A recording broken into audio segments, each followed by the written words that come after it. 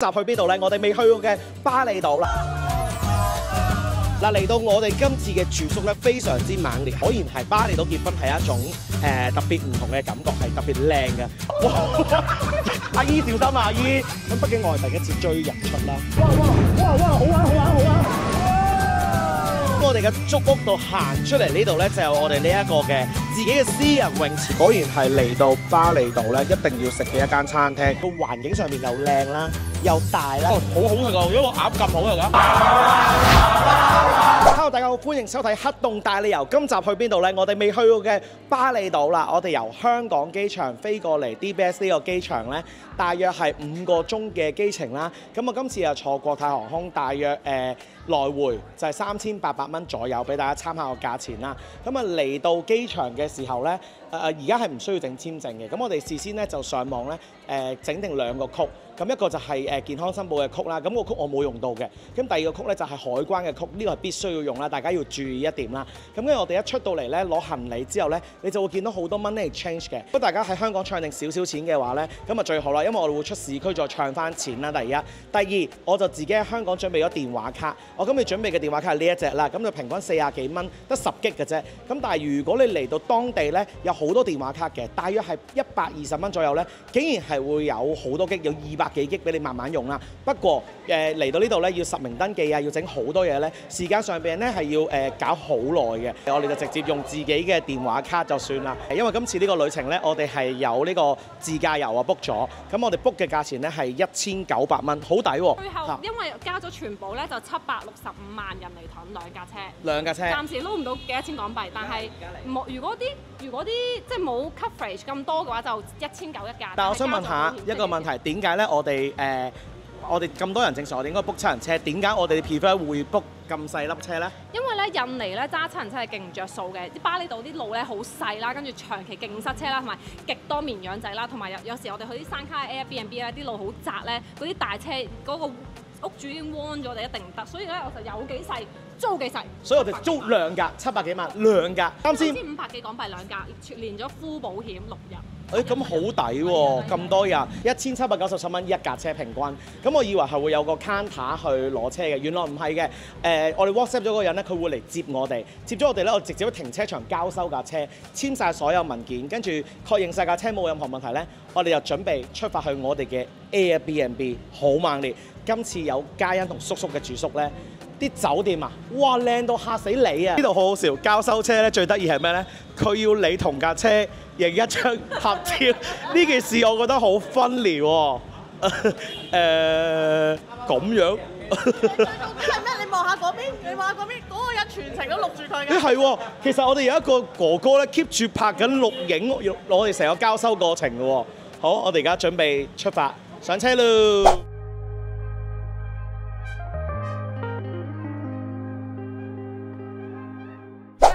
Yes, Daddy。哦，I'm Peter。哇，咁快到我哋嘅住宿啦！好貼地，巴厘島全部貼地價。上一條影片去5星級酒店，超離地。今次我哋貼地。嗱，你講一講呢個幾錢先？嗱，首先咧，我哋而家喺 Seminyak 啦。咁呢一度咧，呢間屋咧係有3個房，5000蚊港幣1晚。咁咧，我哋就住6個人嘅，一齊 room tour 先。好嚟，嗱，首先如果大家有揸車點搞？哇！勁多車拍到，哇！到嚟，哇 ！Oh my god！ 阿姨小心啊，阿姨年紀大啦。嚟，我哋嚟呢度坐一坐先。嗱，一入到嚟，哇！呢個位點搞？真係咁樣坐下，傾下偈，嗌個 Grab 嘅外賣。嗱，呢間屋咧，我係真係揀咗成個區咧，我最中意係呢間。因為咧好多都係嗰啲比較傳統嘅巴厘屋，但係呢一間咧佢係融合咗現代啦、木材啦，跟住啲好摩登，最正呢個游泳池點樣？重點係呢度有啲咩咁特別咧？佢竟然啲屋裏邊有好多樹啊，係成棵樹喺度啊！係啊，真係啊，同埋咧佢係即係冇明確嘅窗，呢個客廳係通風嘅。你入到嚟呢一邊，你見到呢度哇餐桌。咁如果我哋咧有機會去嗰啲 market 買啲嘢翻嚟煮，幾好啊！其實中間有個中島咁樣煮下飯仔，成個佈置勁靚咯，我覺得好啊。同埋佢有酒櫃啊、微波爐、焗爐咩都齊晒㗎喎。呢度就係我哋表演天橋時尚嘅地方。嚇？我係咪要嚇？哇！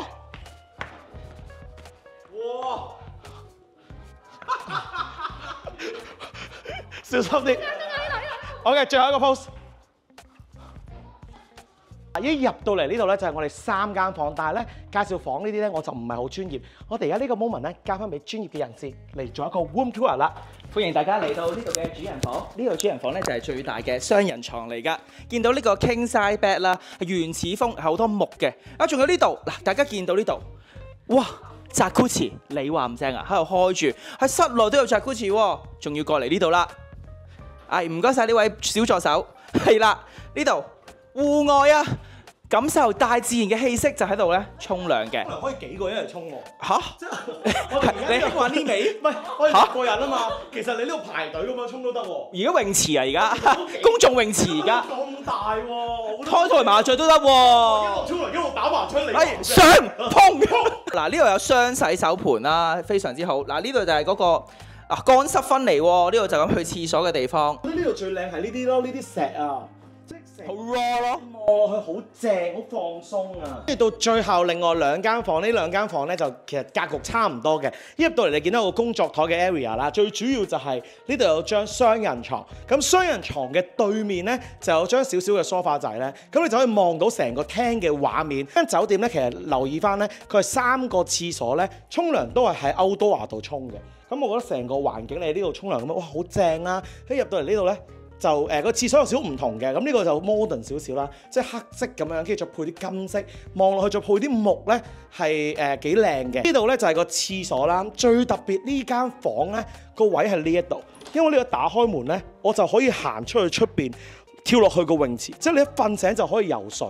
行過對面就係另一間房啦，成個感覺都差不多㗎啦，因為佢樓底夠高啊，夠開揚咧。成個感覺就係佢配埋呢啲藤木咧，你咪感覺會好放鬆咯。咁啊，成個格局差不多，個廁所純粹係嗰個雲石台嗰度有少少唔同咯。咁因為出邊戶外沖涼，跟住亦都係呢度行出去就可以跳到落泳池㗎啦。咁啊，我覺得幾特別嘅一個酒店嘅住宿啦。咁啊，同大家講下呢個價錢上面，啱啱講過啦，5000蚊1晚，大家會覺得哇唔掂喎，好貴喎。但係其實如果你可以6至8個人入嚟住呢，平均都係講緊6、700蚊1晚嘅話呢，一個人。咁我覺得都可以體驗下一個貼地嘅價錢，可以離一離地咯。咁啊，俾大家參考。我哋休息一陣咧，就出去出邊食。次嚟到巴厘島咧，我哋每一日都係暴曬嘅情況底下咧，其實我今次就唔係介紹防曬，就係介紹我呢2支精華啦。勁咧，今次係去海島啦，紫外線嘅地方咧比較猛烈啦，防曬咧就一定要做噶啦。但其實咧，防曬只係可以減少到傷害啦，唔代表肌膚唔會受損啦。日積月累咧都會影響到皮膚狀態添㗎。單靠防曬咧根本就唔夠，一定要做好修復啊。所以今次咧就想同大家分享一個咧更加有效同埋更加全面嘅護膚方法，就係早 P 晚 R 啦。因為佢係我認為最猛烈最強嘅早 P 晚 R 嘅組合啊！大家都知道咧，我全年去好多地方唔同旅行啦，有暴曬啊，又會有時差啊，皮膚咧點解仲可以 keep 到咁好咧？就係因為我 keep 住都有用呢個早 P 晚 R 啦。早上做好防禦，夜晚做好修護，咁樣皮膚嘅狀態先會最好噶嘛。各位美女們，你知唔知啲精華有幾猛烈？佢裏邊有個成分咧叫做 AST 嘅蝦青素啦，佢被稱呼為咧地球最強抗氧化成分啊！抗氧化嘅能力咧比維他命 C 咧高出6000倍啊！大家見唔見到呢啲精華咧？一粒粒呢啲咧就係 AST 嘅蝦青素啦，佢可以幫你咧促進咧膠原蛋白增生啦、抗氧化啦、減淡色斑啦，仲可以咧抵擋到咧抑制嘅黑色素啦，同埋提亮膚色啦。我以前咧長期好容易曬到黑蚊蚊。喺多數敷完面嘅時候咧，你覺得塊面咧飽滿咗、脹咗啦，但其實瞓醒之後咧，乜嘢效果都冇晒，好似冇搽過嘢、冇敷過面一樣。所以話咧唔係偽提亮就得啦，最緊要咧就係整走同埋咧抑壓住咧皮膚入邊嘅所有黑色素啊，咁先可以做到真正嘅美白同埋淡斑嘅效果啊！夜晚咧我就會用呢一支綠番茄嘅精華啦，我回購過好多次，屋企有成10幾支嘅空瓶啦，有時直播都會同觀眾分享呢啲精華啦。你發現咧你嘅細紋越來越明顯咧，唔好以為佢係普通嘅乾紋啦，其實佢係毛孔老化咗啦，因為毛孔咧失去咗彈性之後咧，你就會越來越揼哚啦，慢慢咧就會變成細紋啦。呢啲精華咧係專幫你針對咧老化型毛孔呢個問題啦，促成咧毛孔周邊膠原蛋白嘅生成啦，提緊翻咧揼哚同埋下垂嘅毛孔同埋彈力添啊！所以話就話係毛孔精華，但其實佢都有抗老化嘅效果，因為佢 Olive Young 咧都攞咗抗老精華大獎啊！夜晚係皮膚代謝同修復嘅黃金期啦，所以用綠番茄精華咧做修復咧就非常之啱晒啦。到修復咧，我最近仲加咗呢一個咧深層保護貼，效果係非常之驚人。佢用到咧納米纖維技術咧，可以慢慢釋放咧高濃度嘅膠原蛋白啦，幫皮膚咧做到深層嘅修復啦，同埋鎖住精華力啊！步驟就係搽完精華之後咧就貼呢一個嘅修復貼，跟住咧而家咧差唔多變透明啦，你就搣開呢個網膜，就吸收晒啦。你就會見到你個額頭咧好似發緊光一樣，勁正咯個效果。各位姐姐們想白想抗老咧，唔單止用防曬啦，想 keep 住咧年青透亮咧，就要做好咧早 P 晚 R 呢一個早防禦夜修復呢個最強 CP 精華啦。各位幫大家爭取一個最猛烈 Mansion 獨家優惠，平時買2支30ml嘅精華都唔止呢個價錢，而家331蚊，免費幫你升級75ml同80ml嘅精華，都係331啫。你冇聽錯，我冇講錯，快啲落單啦！食嘢之前咧，同大家換一換錢先。咁啊，大家自駕遊係唔需要擔心啦，市區隨時都揾到噶啦。啱啱機場嘅匯率咧係1300，咁我哋市區嘅匯率咧係1900，係相差600啦。咁所以係爭好遠嘅。咁所以我哋就喺市區咧，我今轉呢個旅程咧試下唱2000蚊得唔得？因為我見佢物價唔係好貴，咁餐廳可以碌卡啊嘛。咁我先唱咗錢先，跟住我哋就去靚餐廳食嘢啦。咁我哋喺巴厘島嘅第一餐咧嚟到呢間 Santa Lara 咧，呢間鋪頭咧好靚啦。咁啊，如果大家嚟嘅話，我建議大家網上 book 位。成個餐廳環境你會見到，哇！係估唔到巴厘島啲餐廳幾靚，跟住其實我哋沿路揸車出嚟咧，其實你會見到好多間餐廳個外觀都好靚。咁我見到好多咧，我上網揾嗰啲咧 Google 上面都幾高分。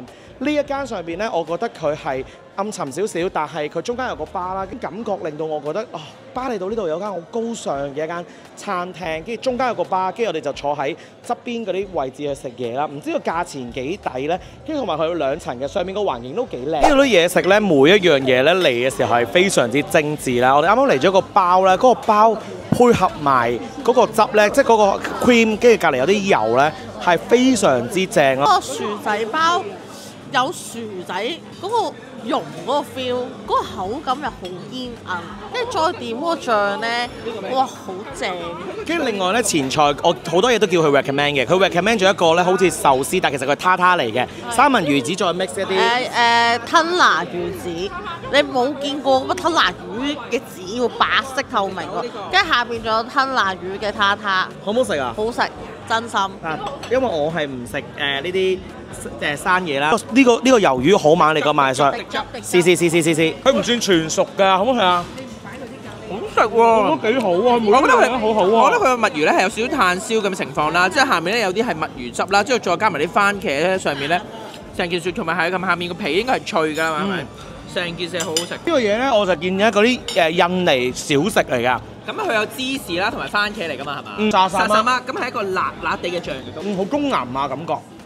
但係佢又有啲似嗰啲 Buffalo Wings 嗰啲醬嗰啲味喎。我勁似嗰 BBQ 薯片嗰個味啊！個皮幾脆啊，幾好咯，唔錯呢個。好樣啦，佢邊芝士係拉絲咯。八爪魚終於嚟咗啦，見個賣相係勁吸引啦，跟住你見到咧黐落嘅時候好腍身，跟住再加埋啲配菜咧，個賣相係幾好嘅。不過食落去咧，我覺得佢好腍啊，佢腍得嚟有啲似牛腩嗰種腍，唔似八爪魚嘅口感。但係味道係好好食嘅，加埋個汁，加埋啲配菜係幾香。呢間餐廳係有個 live bar，咁所以咧令到成個餐廳嘅氣氛係更加好啊！啲配菜幾好食。下一個就係呢個豬咧，係呢個店員係強烈推介，跟住你見到個賣相係勁吸引、勁大嚿，配合佢嗰個醬，哇！呢個醬係咪少沙律醬咧？再加少燒汁啦。我覺得佢呢個豬得嚟咧，我覺得食得少叉燒的感覺啊，好腍好滑。好香豬味，呢個有興趣大家真係要試下，呢個必食。我啲主菜咧嚟晒啦，我哋嗌咗個鴨，呢個鴨係一個熟成鴨嚟嘅，賣相勁吸引，好好食啊！如果個鴨咁好食啊，我覺得佢係嗰個煮嘅時間控制得好啊，係咪？因為有少少好香啊味，香港鴨味啊。呢個鴨個油脂啊好好啦，又唔會覺得好肥啦，又唔似鴨胸嗰啲好鞋啊嗰啲咁樣啦，好嫩啦，所以佢個汁又好正咧，同埋有少少海帶喺度啦。真係好食，牛又係望落去勁嫩咯，都好食，但係脱色啲，食個醬，但係個牛都嫩嘅，有牛香味嘅，但係個鴨太出色啦。另外一個咧，我見到必嗌嘅一個嘢係深層薯仔酥咧，佢係必嗌嘅。我見到喺 Google Map 度 search 嘅時候，見到每一個人都嗌，好似好脆咁喎，真係好出色喎！你食到佢一層㗎，幾好食嘅，跟住上面有少少沙律醬。整體我唔逐個點評啦。呢間餐廳我覺得如果喺呢個搬去香港食嘅質素，我諗你係講緊每碟嘢都600-700蚊，但係呢度可能就係200-300蚊嘅價錢一碟，咁有啲前菜就冇咁貴嘅，可能百零蚊啦。咁但係巴厘島嚟講，呢一餐係水準非常之高，第一日開咗一個好好嘅開頭，好好食呢間餐廳，大家一定要食，100蚊滿分93.87。recommend 嘅飲杯。下一站咧步行大約5分鐘啦，去到下一間嘅餐廳。咁其實啱啱嗰間已經好飽㗎啦，咁但係因為太近啦，我想介紹多一間。咁即係嚟到呢間 M Mason 嘅巴嚟嘅。咁你見到環境上面非常之靚啦，咁啊你當佢一間餐廳又得，你嚟飲杯嘢又得，咁所以我就選擇咗揀呢間餐廳去介紹俾大家。我見到啲裝修上面係非常之靚，好靚喎呢度，即係估你唔到巴厘島嘅每一間餐廳我都覺得好震撼。好靚！我哋入到嚟咧，最主要嗌咗3款唔同嘅甜品啦，同埋嗌咗啲酒飲啦，咁當係巴咁樣坐低傾下偈。咁跟住，但係我覺得拍嘢咧，我就叫個店員 recommend 只有一樣嘢，咁佢推介咗我食呢一個嘅 original 嘅燒雞。望個外貌好似好普通，其實食落去都幾好食啊！個皮又燒得幾脆喎，再 mix 埋個醬食，好嫩喎，啲雞好香喎。但我唔可以講話係最好食，但係我覺得幾好。我係最中意係呢度嘅餐廳氣氛。同埋咧，今個月咧咁啱就係我哋嘅31欣生日啊嘛，所以咧我諗住咧叫啲職員咧一齊咧唱首生日歌俾佢聽。Happy birthday to you！ Yeah！ 個麵包布甸個樣幾吸引喎，上面有個雪糕仔，喂好食喎，個麵包幾香喎。另外呢個就最 normal 就係嗌咗個就係雪糕。跟住再配一個餅咁，正常嘢咯，雪糕啫嘛。個餅食嘅 fresh 咯，唔差。一個就係呢個 warm chocolate cake 啊，心太軟啊。我覺得最好食係麵包布甸，麵包布甸好香好出色。個心太軟都唔差嘅，純粹係正常啲，但係嗰個麵包布甸咧有驚喜咯。咁整體呢一間咧我都好 recommend 大家嚟嘅，無論係飲杯嘢啦，定係想食個主食咧都幾好。餐廳個環境上面咧都幾加分。大家有興趣可以抹低，或者好似我咁去2間都冇乜所謂嘅，步行都 OK 啦。咁如果你自駕遊嘅話咧，我哋啱啱就喺嗰間餐廳度，嗰個人幫我哋泊咗車，我哋步行過嚟，我哋而家就食完嘢就翻去攞車，跟住就翻去我哋嗰個住宿啦。拜拜。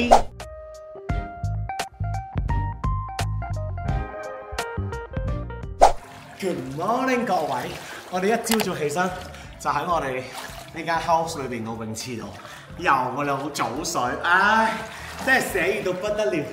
我巴厘島嘅生活都幾正。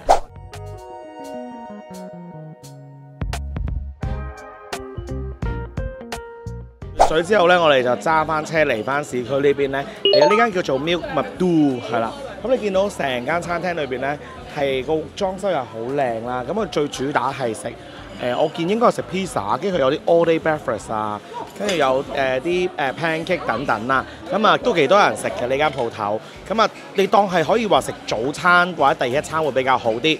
咁因為始終有啲 toast 啊，跟住有啲藜麥，跟住再加啲魚啦。咁我覺得個 pizza 係幾好食嘅，唔差嘅。咁另外嗰啲我哋再另外嗌咗個雞啊同埋牛咧，都係個店員 recommend 俾我，想食啲主食。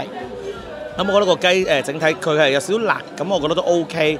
跟住再嗌咗個甜品，咁我覺得成餐飯你唔可以話好震撼，好似琴日嗰啲咁震撼。但係如果講第一餐嚟講，環境同埋味道上面，我覺得係唔差，都幾多外國嘅遊客嚟呢一度咯。你哋中意食啲健康餐，呢度係啱你，因為有好多嗰啲toast 藜麥嘢俾大家可以任君選擇。How to say to thank you in Bali? Yeah. Suksema. Suksema. Thank you. Thank you. 學到個thank you 嘅巴利文 Suksema 係嘛？我唔知係咪咁讀啦。但我點解突然間自己一個嚟咗呢間餐廳咧？因為我突然間發覺我嚟咗第2日啦，都冇食過啲乜嘢印尼菜式啦，咁所以我就自己啱啱跑咗出嚟，就嗌咗4個主菜。但係呢間餐廳咧就比較簡約少少嘅，同埋我發現咧喺 Google 上邊咧好多餐廳都係平均都4.4分，都平均成1000個 comment 啦。咁所以你話邊間好咧？我真係睇有幾多個 comment， 有幾猛烈，因為我發覺啲外國人居多啊嘛，外國人會比較猛烈啲去留言同埋俾多啲讚好咁樣，所以可能就分數會高啲。冇乜3點幾分嘅，所以每一間都好吸引。4樣嘢咧，佢啱啱嚟咗個雞絲嘅粉絲咧，我覺得中規中矩，冇特別驚喜，即係唔係話巴黎必食嘅嘢，好普通，但係個店員好推介。跟住但係最主要係呢度嘅炒麵，不過呢個炒麵底唔係 Indomie 嚟嘅。都有鑊氣，啲配料又夠多，夠濃味，啲麵有咬口，唔使落任何醬都已經覺得好好食。跟住炒飯冇乜驚喜，呢一間要嚟食一定要食佢哋嘅炒麵，好食。佢連埋杯嘢飲一齊8萬零蚊，整體我覺得唔差，因為其實呢啲餐廳咧差嘅有個限度，環境幾靚嘅，幾工業風，我覺得大家有興趣嚟 chill 下，我覺得係幾正嘅，唔錯。嚟得巴黎咧，大家相信都會做 SPA 啦。咁我哋嚟嘅呢一站咧叫做 Bodyworks 咧，呢度咧嘅做 SPA 咧，大約一個人係港幣差唔多300蚊一個，都幾貴。咁70分鐘嘅按摩啦，咁有唔同 package 嘅。咁呢度除咗有按摩之外咧，其實好多唔同 option 咯。除咗做 SPA 之外，有啲人係搽下指甲啊，做下頭嘅 treatment 都有嘅，或甚至 facial 啦。咁呢度最特別係佢呢度嘅環境。咁你見到佢成個好似摩洛哥粉紅色嘅一個建築咁樣咧，吸引咗好多人嚟呢度就係打卡影相，順便做埋個 SPA 啦。咁我啱啱做咗70分鐘啦，咁我個人覺得咧中規中矩，因為我剔咗妝咧，但係我又唔覺得佢係去到好舒服。但係我覺得呢度如果你想玩環境嘅，咁我覺得呢個環境係真係幾好，打卡日流嘅都推介嘅。但係如果你話真係性價比高咧，佢又唔係，因為其實我哋琴日喺市區度按嗰啲咧，淨係按腳咧，其實平均百零蚊已經有交易㗎啦。咁所以呢度係變相貴1倍，但係環境上面靚，咁啊俾大家參考下呢個價錢。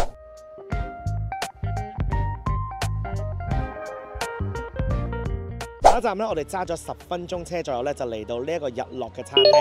咁其實喺巴厘島上面咧有好多日落餐廳，但係我哋呢一間咧其實喺酒店裏邊嘅，咁就係叫做 Samaya。本身呢度就係好華麗嗰啲 resort 嚟嘅。咁啊出到嚟咧，佢出邊有個位置係餐廳嘅位置咧，係非常之靚啦。咁成日都聽人講話去巴厘島結婚咧，我一直都仲未幻想到個畫面啦。當我真係嚟到見到啲人喺度佈置，再望到呢度嘅日落，望住成個海岸線嘅時候，我覺得果然係巴厘島結婚係一種特別唔同嘅感覺，係特別靚嘅。因為今日嘅天氣唔算係最好，但係已經影出嚟係非常之好啦。咁前面就係一個沙灘嚟嘅，咁我哋就喺個餐廳度就可以觀賞呢個日落，我覺得係非常之好。所以如果大家有機會去巴厘島嘅話咧，揾日落餐廳嘅話，你可以考慮下呢一間。咁但係呢度咧就建議大家預早去 book 定先啦。哇！全部師傅喺晒度，哇！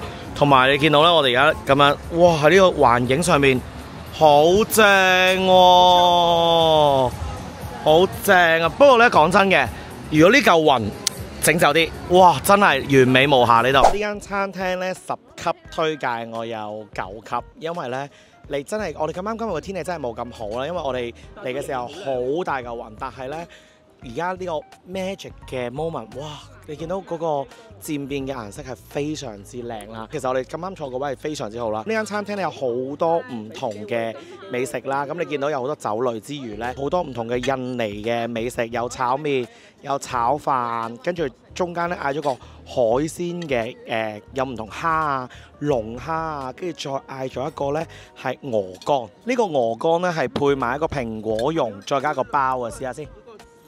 喂，呢個鵝肝你一定中意食。好好食，係啊！我唔讓咩就再嗌多個，太好食啦！好中意食呢啲嘅印尼炒麵啊嘛，試一試先，個賣相唔差㗎。鹹啲嘅江燒伊麵，係再 mix 少少上海粗炒。我覺得晏晝嗰個麵，我今日晏晝食嗰個好食好多。我覺得晏晝好食，但係好老實講，佢都唔係唔好食嘅，都係高質嘅。不過我覺得今日晏晝嗰個佢啲配料再香啲，呢個齋鹹印尼炒飯正常咯。嗱，好坦白講，我今日再食第二個嘅印尼炒飯咧。我都係覺得香港嘅印尼炒飯好食少少，可能啱我口味多啲，咁所以我印尼炒飯未必再嗌啦。咁整體咧，連埋你見到個咁多海鮮啦，椰漿飯喺側邊嘅，咁啊 mix 埋一齊啦，咁有啲海鮮，咁我覺得呢間餐廳咧，無論如何你點都要帶屋企人啊、朋友仔嚟呢度欣賞一個日落，好 relax，好 chill。呢一個超級推介，如果嚟到巴厘咧，係必須要去佢哋嗰啲咧 beach club 咧呢啲。咁我哋嚟到呢個 Fins 咧呢個嘅一個 beach club，我都係第一次體驗呢啲啦。咁佢就係裏邊好似話有個 poolside party 咁樣，即係一個 clubbing 嚟嘅。跟住我哋啱啱揸車嚟咧，我哋就擺咗門口咧，就代客泊車。你真係冇帶泳衣啊嗰啲咧，佢裏邊係有得買一啲泳裝啊、服裝再入去裏邊咯。我幾期待，唔知裏邊係咪真係好熱鬧咧？我入到嚟個氣氛勁猛烈咯！嗱，呢度就係一個吧嚟嘅，咁大家買酒就可以排隊喺度買啦。咁你可以坐喺裏邊嘅，或者你猛烈啲咧，你可以坐出邊呢個位置。咁中間嗰度咧就係舞池，跟住中間有 DJ 打歌咯。哇，都幾熱鬧個氣氛。嗱，行到出嚟，大家見到呢度，大家喺度跳晒舞啊，跟住你有個 DJ 打歌啊，跟住另外再呢一邊咧就有個泳池，咁你就可以喺度飲下嘢啊，跟住又可以游下水啊！個氣氛係幾好喎！嗱，成個環境就是這樣。入咗嚟呢，我哋先去 counter 度買咗我哋嘅入場券先。先講下，如果你哋平時可能嚟呢度睇埋日落嘅話呢，個價格會比較貴少少。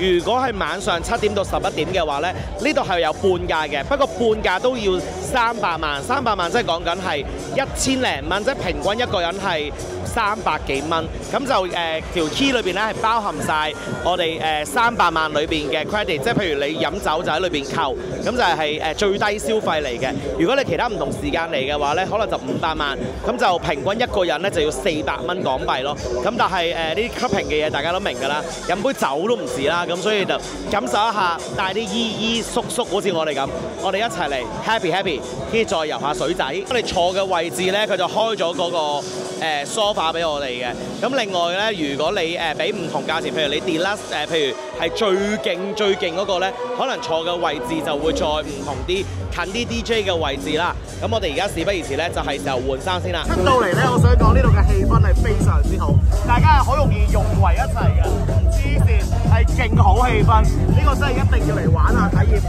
一個 YouTuber，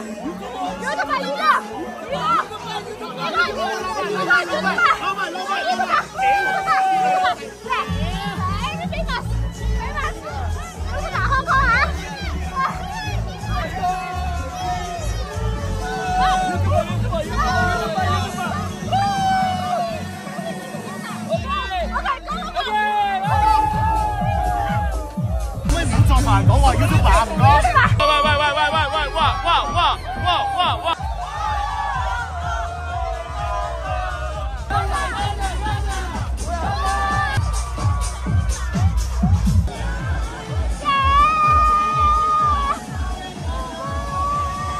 哇！咁快已經到12點，把聲已經拆晒啦。想問下我哋啲叔叔姨姨嘅感受啦。坦白講啊，拍 YouTube 10幾年，我未落過 club 㗎。我本身私生活我都冇落過。我知道你唔係好中意，但係你都我啱啱嘗試投入，所以我 respect 係咪？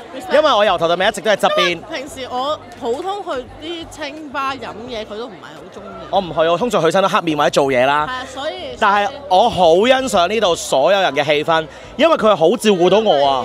世界所有地方嘅人，俗稱嚟講乜鳩都有，係啦。但係乜鳩都有嘅情況底下咧，我喺嗰頭咧，永遠啲唔同國籍嘅佢都會直情拉你入去，好照顧到。無論係我哋有老人家喺一齊玩啦，老人家真係好正，都好照顧到。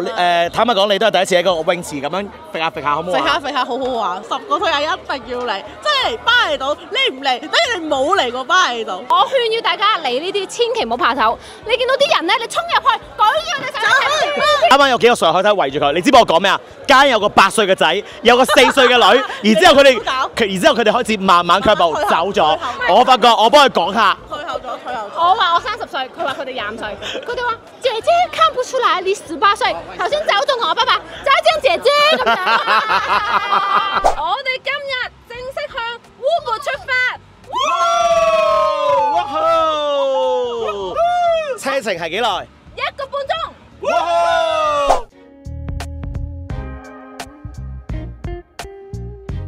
咁快我哋到達咗 Ubud， 耶！嗱，我哋呢度咧係好出名咧 ，Ubud 裏邊咧，好啲梯田係非常出名噶嘛。有泳池㗎呢度，其實呢個叫做 Alas Haram 嘅地方啦。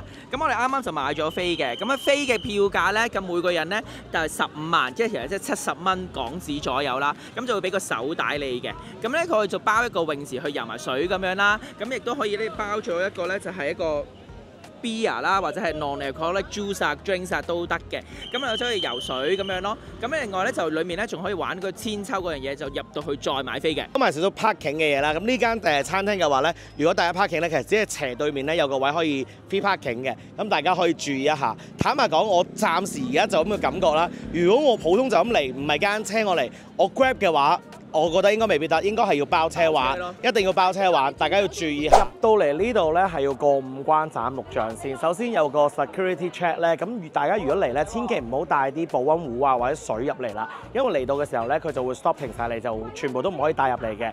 咁啊一入咗嚟之後咧，咁就有分，如果你要去玩千秋啦，或者你去泳池咧，兩邊唔同方向，咁啊比較大嘅呢個 area， 咁啊佢有啲 counter 咧係可以買呢度嘅另外 extra 嘅一啲 ticket， 例如你要玩千秋，咁千秋咧佢有分唔同 meter 嘅，即係如果你玩最猛烈嗰個咧，普通咧就係15 meter 高啦，跟住如果你想玩猛烈啲嘅就25 meter 高，咁呢度再另外再 extra 咧，如果靚女想要條靚啲嘅裙咧，咁就再加錢，大約係百零蚊港紙啦。咁就大家可以參考個價錢。咁入到嚟咧，其實除咗千秋之外咧，仲有啲咩玩咧？咁其實仲有呢個飛索嘅單車啦，有好多唔同嘅小活動嘅。咁你就可以先買 ticket， 跟住後落去再俾錢咁樣樣咯。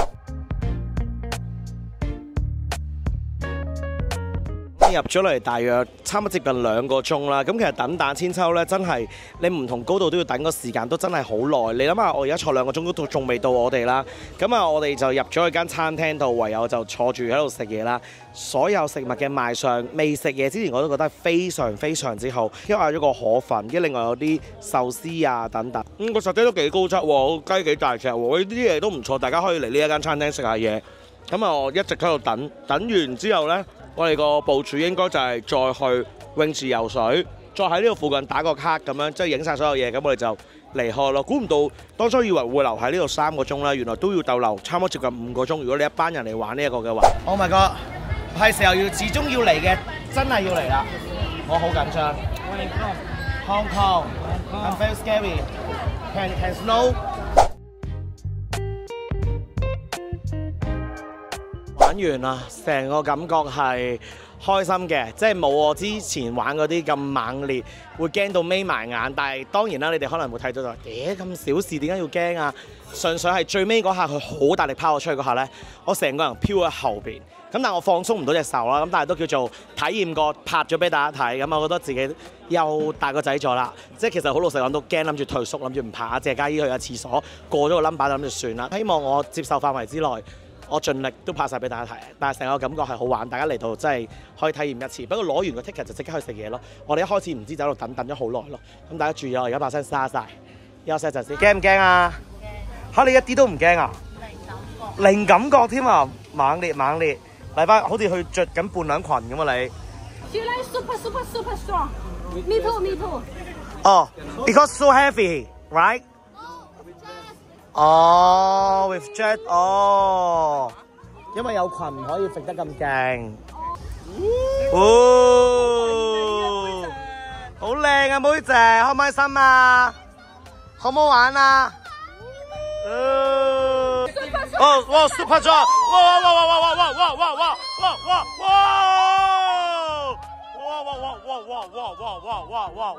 哇 ，strong again，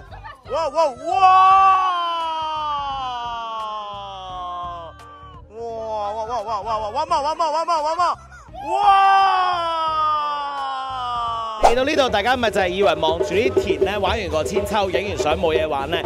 其實啱啱講過，咪話仲有個泳池嘅。呢個泳池係非常十級，建議大家一定要嚟。咁其實佢有2個唔同嘅 ticket 嘅。咁我哋個 ticket 包含埋，咁都係港幣70蚊左右啦。咁呢個泳池一共係有3層，你係望住遠處一個田咁樣咧，個風景非常靚啦。環境靚唔緊要，最緊要個氣氛好。大家知啦，喺巴厘島上邊咧有好多外國人噶嘛。咁外國人大家知比較中意 party 少少啦。呢個泳池係有 DJ 打歌啦，見唔見到我身後呢一個有工作人員喺度用啲樂器啊，整個鼓啊，令到個氣氛咧更加之猛烈咯。環境上面非常之好，所以呢度打卡咧，我相信都係一流。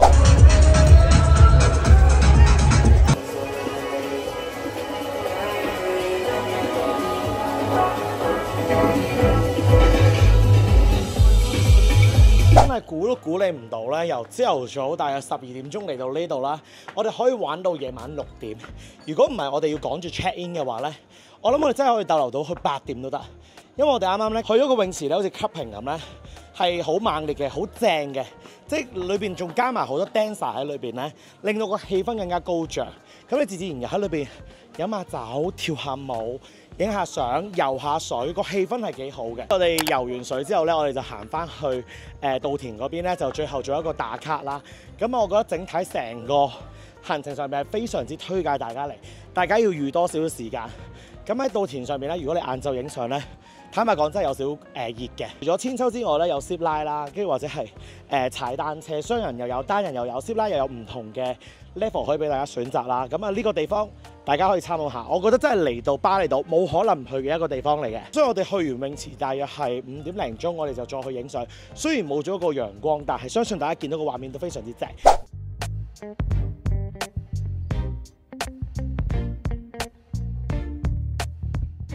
嚟到我哋第二間嘅猛烈嘅住宿啦，咁啊大家嚟到巴厘島一定會住竹屋噶啦嘛，係咪先？喺市面上面咧，喺巴厘島咧有好多唔同款式嘅竹屋，但係有冇可能揀到一間咧可以住到6個人以上嘅咧？呢一間就啱晒你啦，就喺呢個烏布，即係烏布呢一度啦，喺呢個區域裏邊，咁啊我哋住呢個環境，成個環境都係屬於我哋啦。咁我自己今次都係第一次去親身體驗住竹屋，係無論任何環境你見到都係大部分係用竹去建設出嚟啦。我行前邊呢個位置咧就係一個 sofa 啦，咁大家可以坐喺度一齊傾下偈，咁簡簡單單啦。夜晚可能冇咁震撼嘅，我相信咧日光嘅時候咧，聽日再補拍啲畫面俾大家睇，會震撼啲。大家見到咧呢度有人喺度煮緊嘢食，係啲咩嚟咧？佢唔係酒店包含嘅設施嚟嘅，我哋另外咧再 book 咗一個 private 嘅廚師，幫我哋為我哋今晚嘅晚餐咧做一個準備。咁大家事前咧就盡早同佢哋 WhatsApp 溝通晒啦。你諗住竹屋一定係比較簡陋少少，但係你估唔到其實竹屋咧都會有明火煮嘢食啊，跟住有晒焗爐啊，一應俱全。就算你冇準備到呢啲嘅 bestie 咧，幫你煮嘢都唔驚，因為其實你自己買嘢上嚟煮啊，簡單嘅加工呢度因應俱全。煮完嘢食之後咧，就擺晒啲嘢食。你見到我今晚嘅晚餐非常豐富。轉頭咧就話俾大家知我哋有啲乜嘢食啦。除咗今晚你之外咧，其實佢啲擺設啊、decoration 都幾特別。呢度可以叮叮咚咚。我覺得係幾得意嘅。咁你再行前呢度咧有2條樓梯，係通去邊度咧？就係通去我哋3間唔同嘅房嘅。咁我哋先嚟第一間房先。竹屋一定諗住好舊，又多 fly， 跟住又多蚊，同埋又熱辣辣。你見到有玻璃門嘅，即係竹屋得嚟咧都有時尚感。入到嚟咧，其實冷氣係非常之充足啦。一張雙人床，咁啊冷氣機喺呢度啦。住之前咧，我有擔心過，呢啲住宿嘅問題，廁所會點樣啦？其實都 OK 嘅。你見到咧，個馬桶都乾淨啦，又夠大啦，同埋沖涼嘅位置咧係非常之接近大自然嘅。你諗下呢度就係竹屋嗰個底部咁樣啦，就係 rain shower 咁樣沖涼。有冇得咁樣拎住咧？係冇嘅，就咁沖嘅啫。OK。咁啊，除咗沖涼呢個位置，咁你再落個簾啦。咁另外呢度咧就係嗰個洗手盆咯。咁成個感覺、成個體驗咧，我哋個個一致認同都係非常之震驚。跟住呢度就有個衣櫃咯，簡單單。OK。This is office in the house. You know office like if you want to. You want to work? Okay. Edit the video. Yeah. Make appointment. Oh here. Oh yeah. Count the money. Take it out, and then do. Okay. Office in the bank hall. Ding dong dong dong. Wait a minute. I believe. 我 second big house 啊呢度，哇！哇！呢間房好猛烈喎！哇！呢張床好正喎！呢度個廁所咁樣嘅喎，好靚喎！大開眼界嘅竹屋喎，真係，哇！真係估你唔到喎！呢度出嚟最後一間房。再行呢一條樓梯 ，Oh my god！ 哇，行呢度都行到好攰。呢個係第3間最後一間房。哇！你哋唔好以為咧住啲竹屋冇冷氣，完全係勁涼爽，同埋完全冇乜嗰啲 fly 啊，好多蚊啊，所以好正咯感覺。另外一邊嘅環境係咁樣嘅，跟住行入去就係個廁所，全部地板都係啲竹地嚟嘅。跟住行嘅時候咧，感覺都舒服嘅。跟住洗手盆啦，跟住咧呢度係有個夾萬嘅位置，佢連廁所板都係木㗎，我幾欣賞啲小心機位咯。哇！呢個係沖涼啊，咁樣行出去啊，哇幾得意喎，咁樣一級級喎。呢度有個洗手盆，跟住另外咧呢度有個梳化床仔咁樣啦，跟住呢度都有個蚊帳，即係有個窗簾咁樣啦。跟住另外呢個位置咧可以擺啲嘢或者你工作少少嘅 area。Oh my god！ 跟住就呢度穿翻出去。I ask you one question 啊，How much can one night 啊 One night around 啦，Hong Kong dollar 3500蚊，即係除翻開6個人，我6 people 3500蚊，你話正唔正？我覺得呢個大到震撼，但係好似聽你講本身係要訂2萬。係嗱，呢個咧唔知點解 B&B 咧佢係要連續，可能有啲 mean span 啦。咁但係由於我哋又好想住喎，咁我哋好少屋係可以住到6個人3間房咧。咁我哋就試過一啖 book 咗2晚先啦，然後咧再 message 同佢講唔好意思，我哋可唔可以改1晚？跟住佢就話好啦好啦好啦，就係啦。跟住呢個職員啱啱再問我哋，我哋聽日就會去 airport， 咁所以我哋就冇穿賓，咁就可以住到1晚，咁大家要注意一下咯。啲晚餐已經準備好，大家見到咧，我哋6個人嘅份量咧有大約7至8個餸啦，好似每一樣都猛烈喎。即係呢個真係好傳統嘅印尼菜啊！第一次食到啊，唔錯喎。唔錯喎。呢個媽媽煮得幾好食喎。睇佢樣知佢有歷練喎。係啊，一睇個樣知道有故事啊，煮啲嘢特別有味道啊。食到佢好似煮俾以前兒時煮俾個仔同老公食嘅感覺。哇！家的感覺。係啊，食到啊，食到啊。家的感覺。食到佢呢幾年嘅辛酸啊！但係佢又唔係高級餐廳嘅質素，只係媽媽嘅感覺。你敢唔敢話你阿媽煮嘢難食啊？我每樣嘢點評啦。俗稱你翻屋企食飯，你老婆煮俾你咩味就係咩味，你阿媽煮俾你咩味就係咩味。好啦，食嘢，耶！Good morning 啊！一出門口今日望出去嘅景色，哇！琴晚就係聽住呢個河水聲，大自然嘅風景。呢個就係我哋嗰個自己嘅泳池。都幾靚啊！望落去嘅景色，而家係朝頭早嘅時間7點鐘啦。咁今日咧，其實我哋咁早起身點解咧？就係 book 咗咧呢度有一個嘅瑜伽嘅服務，咁就可以喺自己嗰個租屋裏邊咧就做呢個瑜伽。因為其實喺租屋做瑜伽咧，佢哋話係非常之出名，同埋好多人都會咁樣做，可以放鬆下。成個租屋咧最高嘅視覺望落嚟係咁樣嘅，其實真係幾靚㗎。咁我哋朝頭早就喺呢一度咧就做瑜伽，咁我覺得幾特別啦。跟住呢度就琴晚講嗰個 office， 跟住你上到嚟咧就可以喺度做嘢，其實都幾得意啊！真係成間屋咧都係用竹去做出嚟，係幾靚嘅。朝頭早係真係別有一番風味嘅。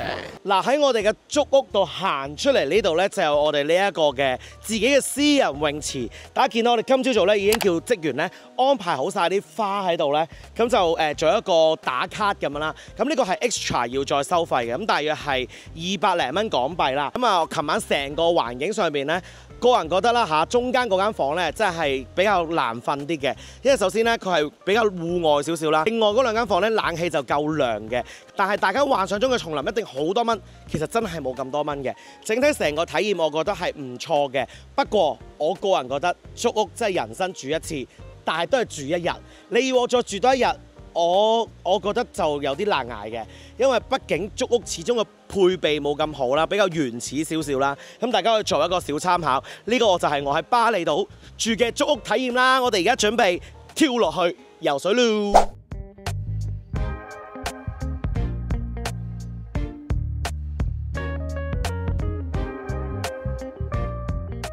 話咁快咧，我哋就離開呢一個竹屋啦。咁而家係朝頭早嘅時間10點鐘。我哋今日嘅行程有啲咩呢？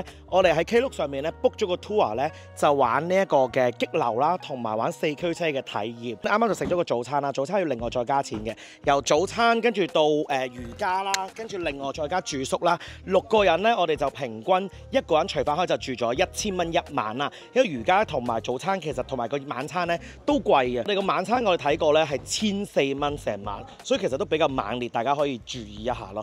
咁我哋而家準備出發，轉頭見。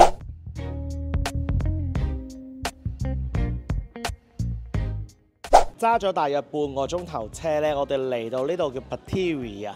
咁我哋就喺 Klook 嗰度 book 啲 tour 咧，咁啊平均一個人大約500蚊啦，就包含咗我哋玩呢個激流啦，同埋 ATV 嘅體驗嚟嘅。咁一般咧，我哋以前去Klook 度 book 好多唔同 tour 咧，都有接送服務噶嘛。咁我哋因為今次巴厘島嘅關係咧，我哋自己揸車過嚟，咁就唔使咁早出發，咁就會再平啲，每位就平翻百零蚊。咁所以就係一個比較好啲嘅選擇，唔一定要用接送嘅，自己揸車自駕遊嚟呢度方便噶啦。咁其實呢一條河附近咧，已經有好多呢啲激流嘅 tour 嘅，咁我哋而家咧就等夠鐘，咁我哋早半個鐘頭嚟啦，咁就準備出發去我哋呢個激流嘅體驗啦。我哋啱啱簽完呢個同意書之後咧，而家就戴埋安全帽咧，跟住再聽下講解，鎖埋啲嘢落 locker 咧，就準備出發啦。我哋而家咧正式就體驗呢一個 AV 車體驗啦。我從來都未玩過呢啲嘅，呢個感覺如何咧？OK，let's go！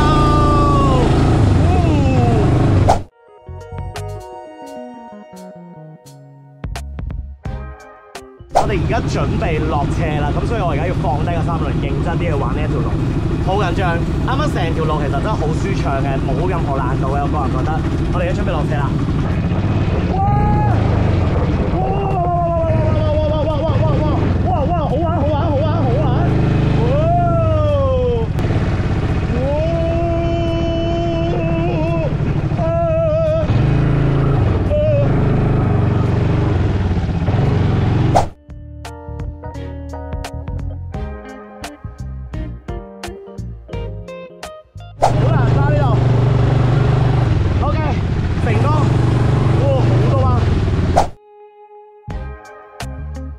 點樣？成個體驗你覺得暫時初步如何？因為我哋而家中途咧食個飯先，轉頭再揸。嗱，好慶幸咧，我哋係喺頭兩位。冇錯。因為咧，其實跟車太貼咧，前面嗰啲阿豬媽咧慢慢嚟，因為佢一定要齊人先可以喐嘅。佢哋3個係緊貼啊！你明唔明啊？冇咗空間，搞到你長期都勁慢龜速。跟住同埋後邊好容易撞上嚟。因為咧有啲路咧，其實坦白講，啱啱都有啲怯嘅，因為咧好窄好崎嶇。個高低好勁，落斜坡咧係直情係好斜，但係估唔到我冇駕駛技術嘅情況底下，我都成功完成咗呢個賽事，係幾開心嘅，幾好玩嘅，亦都幾值得體驗嘅。我覺得如果下次有機會有得揀嗰啲咩難度咧，我會願意挑戰再難啲嘅。不過我覺得玩呢一個越野車咧，最大嘅 tips 係你一定要戴太陽眼鏡，因為你前邊咧一 flat 咧，你成隻眼都係塵啊霧啊，咁呢個太陽鏡好緊要啦。第二就係你上斜一定要去盡啲，如果唔係你會鬥後。啱啱就係賽間咧發生咗一個，佢就冇去到最盡，佢爭啲瀡咯。喂！小心！哇！小心！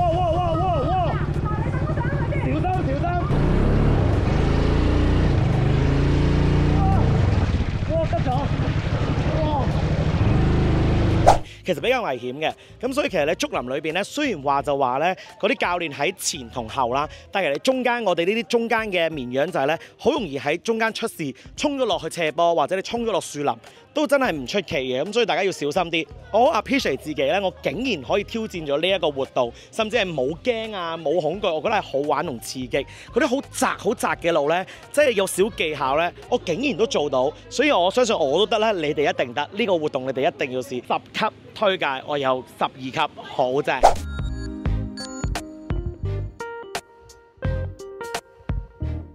我哋而家咧玩完啱啱嗰個 AV 車之後咧，我哋就要去玩呢一個嘅激流啦。咁我哋就坐咗一架車咧，就運咗我哋嚟呢一度。咁我哋就由喺山上面行落去河邊。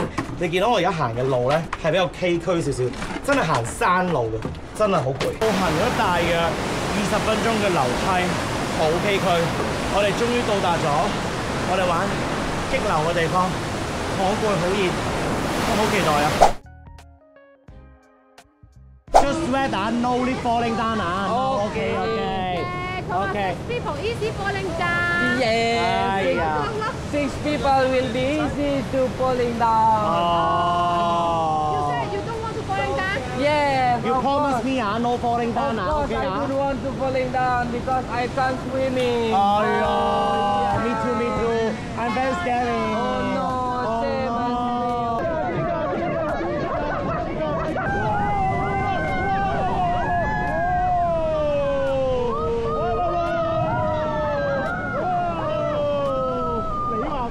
大佬，幾好玩嘅，好玩。連續2個鐘帶到幾攰喎噃。玩2個鐘你話唔正？坐到個腰骨歪咗，你話唔正？呢個猛烈。Okay, forward.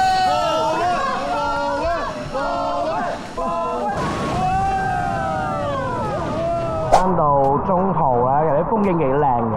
咁佢咧側邊咧有好多呢啲檔攤仔咧，就賣啲杯麵。咁啊中途咧比較肚餓，因為有2個鐘嘅船程啦。咁我哋就食啲杯麵，飲下水，飲下汽水，有啤酒都有得賣嘅。咁我哋就食完嘢補給完之後咧，我哋就再出發去下一個路程啦。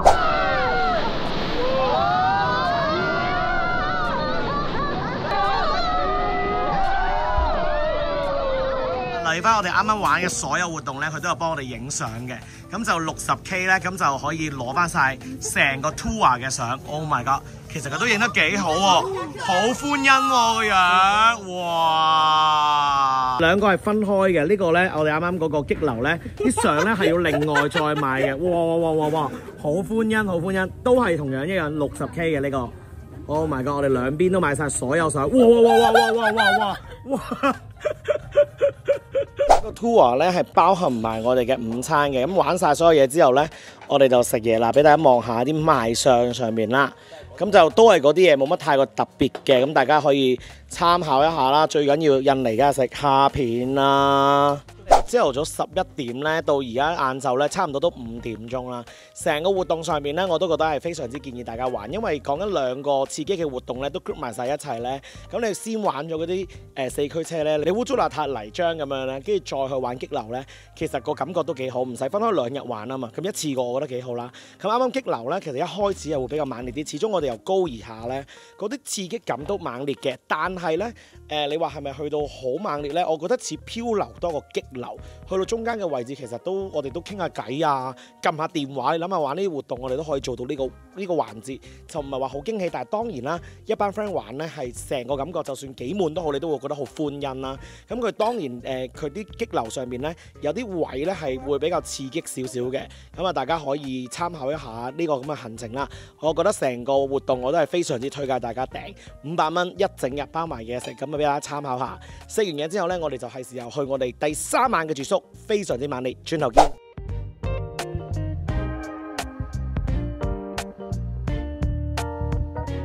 Hello 各位，嗱嚟到我哋第3晚嘅住宿，呢一間真係好猛烈，叫做當拿嘅一個 villa 嚟嘅，成條咧都係全部 villa 都係同一個業主嘅，聽說非常之猛烈。嗱，一入到嚟咧，你係完全係嚇親咯，因為咧一入到嚟嘅時候，我啱啱就係嚇。呢度成個 area 都屬於自己，然後我一行入去呢度，佢係一個自己屬於自己嘅 gym room 啊！呢度全部都係我哋自己嘅設施嚟。設備上面當然唔係話好多啦，但係如果你以 villa 仔嚟講咧，我覺得個設備都叫做有晒㗎啦。你可以喺度跑下步啊，跟住你可以玩下呢啲，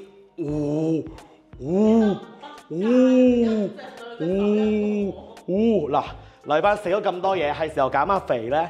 都可以喺度做下運動啊，玩下彈下波仔啊，你話唔正啊？係咪先？跟呢度仲有啲單車機啊，呢度有一個咁樣望望嘅位置，哎呀，咁你就可以一路瞓喺度攤唞下、休息下，好正喎！哇，再望下呢度，就係我哋 exactly 下邊望到嘅泳池景色咯。咁啊側邊咧，感覺上我哋就好似喺一個森林咁，但係好似喺啲梯田附近度住咁咯。環境上面望落係非常之靚，非常之震撼嘅。另外，專門行過嚟呢度，就係點解我哋會揀呢一間 villa 嘅原因呢？因為佢有5間房，5間房呢度有其中4間排晒喺度，每一間個樣貌係一式一樣。咁啊，大家可以望下個風格上面啦。我哋行入嚟睇下，咁你見到呢，全部中間加啲燈帶啊，跟住呢度呢有啲衝浪板呢。望落去有啲度假風情，我覺得幾靚嘅。佢啲 decoration 係幾好嘅，即係感覺上好度假風，好騰啊！有啲木啊、有啲波希米亞嘅佈置上邊啦。咁廁所咧4個都一式一樣嘅，我覺得空間咁幾大嘅，同埋咧有個少少戶外嘅位置咯。我覺得整體上邊咧，我真係覺得好中意。喺房間如果你覺得好焗好悶，你做啲咩咧？可以行出嚟呢度，有2張沙灘椅，咁俾大家可以瞓喺度休息下、唞下。我覺得係非常之正啊！都有個泳池，咁個泳池咧最猛烈係咩咧？其實講緊佢個環境上面又靚啦，又大啦，又夠深啦，所以你游水上面咧非常之舒服啦。除咗游水之外咧，你中意曬太陽，呢度有8張沙灘椅，俾你慢慢去享受同 enjoy。咁你游完水行上嚟呢度，你又可以喺呢個位置度，可能飲杯酒仔啊，可能嗌下啲 Grab 嘅外賣啊，你又可以喺度食下嘢啦，我覺得幾正嘅。咁另外呢度行入去咧就係第5間房啦。咁第5間房咧，我目測望落去好似大少少，但係個裝修風格上面咧基本上都係一樣嘅。跟住我哋行嚟呢個位置係咩嚟咧？呢個就係 living room 啦，哇不得了！呢度真係好正啊！你可以喺度聽下歌仔啦，啲朋友可以跳下舞仔啦，咁全部排坐晒喺度，咁啊成個環境上面好度假嘅感覺啦。即係你見到個牆身上邊有個衝浪板啦，我覺得係好靚，跟住啲擺設上邊係簡單為主，再加啲燈帶咧，令到呢度嘅氣氛更加好啦。電視機係可以 move 嘅，即係你咩唔同嘅位置都可以調校啦。另外呢度哇10人餐台，大家可以買嘢翻嚟慢慢食，或者同 friend 喺度傾下偈，或者坐喺度做嘢都冇問題啦。咁除咗喺餐台呢一度之外咧，後邊就係有個中島，大家見到個裝修上面哇好靚，黐線，因為啲藤木嘅燈啊。各樣嘢加埋，我覺得非常之好啦。同埋咧有大型雪櫃，大家唔使擔心買咩翻嚟煮啊食啊都冇問題。咁大家最擔心，喂究竟我哋住巴厘島幾日咧？啲水 O 唔 OK？水質個個都話好有問題，一定要飲 bottle 嘅水噶嘛。我哋呢幾日住嘅都有水機，所以基本上都唔使擔心。咁廚房上面咧有明火爐啊、微波爐啊，各樣嘢一應俱全，非常之好。我而家要問下咧，究竟呢間酒店幾多錢？唔掂啊，唔掂！我想問下呢度究竟幾錢一晚㗎？3200蚊嚇，5間房喎！暫時係最平嘅呢間。黐線，呢度可以住到15個人得唔得咧？可以。你一間房瞓3個都得啦，係嘛？5間房。嗱，即係除640蚊一間房。哇！兩個嗱住到10個人嘅話，一人320蚊一晚。係呢度一辣全部都係同一個東主，呢個東主有好多間屋，有一啲 villa 係得3間房6個人，同呢間一樣價，甚至貴過呢間。係價比極高。因為我哋開頭係揾6人定唔知乜鬼嘅，我哋本身揾6人3房，之後再揾8至10人房，一樣仲平啲。咁唔係唔住5房黐啊？線真係好抵喎！嗱，等先邊個揾嘅？擺明係欣欣啦。留言啦！你訂咗月未啊？